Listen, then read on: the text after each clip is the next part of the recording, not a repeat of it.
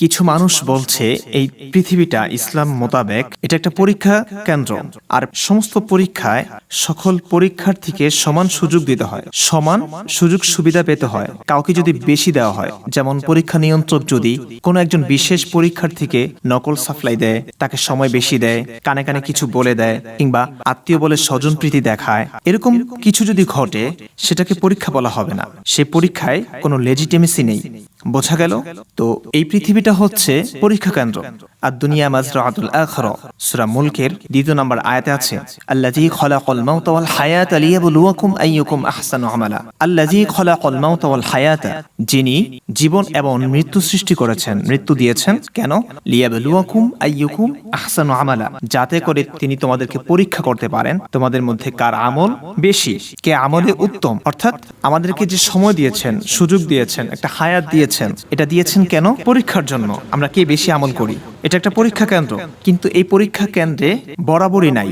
যেমন রাসূল কারীম সাল্লাল্লাহু আলাইহি ওয়াসাল্লাম কখন থেকে নবী? আবু হুরায়রা রাদিয়াল্লাহু তাআলা আনহু থেকে বর্ণিত একটি হাদিস আছে, সাহাবায়ে কেরাম জিজ্ঞেস করলেন, ইয়া রাসূলুল্লাহ, আপনি কখন থেকে নবী, অর্থাৎ আপনার নবুয়ত কখন থেকে নির্ধারণ করা হয়েছে? রাসূল বললেন, তখন থেকে যখন হযরত আদম আলাইহিস সালাম আত্মা ও দেহের মধ্যবর্তী অবস্থায় ছিলেন। অর্থাৎ আল্লাহর রাসূলের জন্মের আগে থেকেই, এমনকি পৃথিবীর প্রথম মানুষ, প্রথম নবীর জন্মের আগেই আমাদের নবী নবী হয়েছেন। তার নবুয়ত নির্ধারণ করা হয়েছে, তিনি যে নবী হবেন এটা নির্ধারিত হয়েছে। নবী নিজস্ব কোনো গুণে, স্বভাবে, যোগ্যতায় নবী হতে পারেননি, নবী হননি। আল্লাহ নবী বানিয়েছেন, আল্লাহ তার নবুয়তকে নির্ধারণ করেছেন, নিজস্ব কোনো ক্রেডিট এখানে নেই। আচ্ছা, এক হাদিসে আছে, উম্মুল কিতাব, অর্থাৎ আসমান জমিন সৃষ্টির পূর্বে উম্মুল কিতাব লিপিবদ্ধ হয়েছে। সেখানে আছে ফেরাউন জাহান্নামী হবে। ফেরাউন যে জাহান্নামী হবে এটাও উম্মুল কিতাবে লেখা হয়েছে, এবং সেখানে এটিও রয়েছে, তাব্বাত ইয়াদা আবি লাহাব, অর্থাৎ আবু লাহাবের 2 হাত এবং আবু লাহাব নিজে ধ্বংস হোক। কোরআনের একটি সূরা আবু লাহাব, সেটিও উম্মুল কিতাবে লেখা হয়েছে। যে উম্মুল কিতাব লিপিবদ্ধ হয়েছে আসমান জমিন সৃষ্টির অনেক আগে, কোন হাদিস মোতাবেক 50,000 বছর আগে। তার মানে হচ্ছে আবু লাহাব কিংবা ফেরাউন কিংবা যত কাফের আছে কোরআনে বর্ণিত, এরা যে কাফের হয়েছে নিজস্ব কোনো স্বভাবে বা অপরাধে নয়। আল্লাহ তাদের কাফের হওয়াটা নির্ধারণ করে রেখেছেন, অনেক আগে থেকে লিখে রেখেছেন, সেই কারণে তারা কাফের হয়েছে।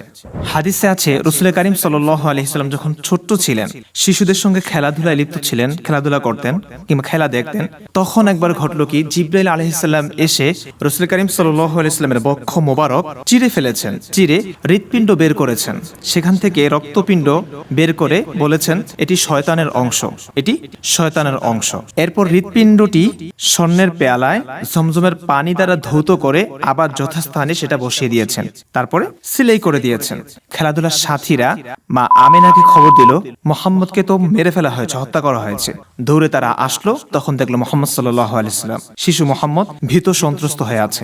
এই হলো ঘটনা। অর্থাৎ আল্লাহ তাআলা শিশু মুহাম্মদের বক্ষ চিরে ভিতরে যে নেগেটিভিটি ছিল, শয়তানের অংশ ছিল, যেটির মাধ্যমে পাপাচারে লিপ্ত হওয়ার আশঙ্কা ছিল, সম্ভাবনা ছিল, সেটি বের করে দিয়েছেন, তাকে পুত ও পবিত্র করে দিয়েছেন। তার মানে হচ্ছে রাসূল যে নিষ্পাপ কিংবা তিনি যে ভালো মানুষ হবেন, পুণ্যময় একটা জীবন গড়বেন, তিনি যে নবী হবেন, পুণ্যময় একটা জীবন, এর সম্পূর্ণ ক্রেডিট আল্লাহ তাআলার। আল্লাহ তাআলাই এই ব্যবস্থা করে রেখেছেন। এখন আপনি বলুন, এই যে দুনিয়াটা একটা পরীক্ষা কেন্দ্র, পরীক্ষার হল, এখানে কি লেজিটিমেসি আছে? বরাবরই আছে। সকল পরীক্ষার্থী কি সমান অধিকার পাচ্ছে? না, পাচ্ছে না। আপনি কি চাইলেই নবী হতে পারবেন? আমি কি চাইলেই নবী হতে পারবো ভালো কোনো কাজ করে, মেহনত করে, পরিশ্রম করে? না। নবী হওয়া একটি বিশেষ গুণ, নবী হওয়া একটি বিশেষ সম্মানের বিষয়, সেটি আল্লাহ তাআলা পূর্ব নির্ধারণ করে রেখেছেন কে নবী হবেন। এমনকি কে কাফের হবে, কে মুহাম্মদ সাল্লাল্লাহু আলাইহি ওয়াসাল্লামকে অস্বীকার করবে, কার নাম কোরআনে লিপিবদ্ধ হবে কাফের হিসেবে, জাহান্নামী হিসেবে, সেটাও আল্লাহ তাআলা অনেক আগে থেকে লিখে রেখেছেন। এখানে কোনো বরাবরই নেই। তাহলে ব্যাপারটা কেমন হয়ে গেল? দুনিয়াটা তো পরীক্ষার কেন্দ্র, এখানে তো পরীক্ষার জন্য প্রত্যেকটা বান্দা পরীক্ষার হলে আছে, তার নিজ নিজ যোগ্যতা দেখাবে। কিন্তু এখানে তো সেই সমতা নাই, সকল পরীক্ষার্থী সমান সুযোগ পাচ্ছে না। কেউ পূর্ব থেকে নির্ধারিত সে নবী, কে পূর্ব থেকে নির্ধারিত সে কাফের। তাকদীর বিষয়ক হাদিসগুলো পড়লে আমরা এটাই জানতে পারি, সবকিছুই পূর্ব থেকে নির্ধারিত, সবকিছুই। আল্লাহ তাআলা সর্বপ্রথম সৃষ্টি করেছেন কলম, কলমকে বললেন কলম লেখো, কলম বলল ইয়া রব কি লিখবো? আল্লাহ বললেন যা হয়েছে এবং অনন্তকাল পর্যন্ত যা হবে সবকিছুর তাকদীর লেখো। অর্থাৎ যা কিছু হচ্ছে, যা কিছু হবে, যা কিছু করেছি, করছি, করব, যা কিছু ঘটেছে, ঘটছে, ঘটবে, সবকিছুই তাকদিরে লেখা আছে। সেই লেখা তাকদির অনুযায়ী সবকিছু হচ্ছে। তো এখানে বরাবরই কোথায় সকল পরীক্ষার্থী সমান সুযোগ কোথায় পাচ্ছে?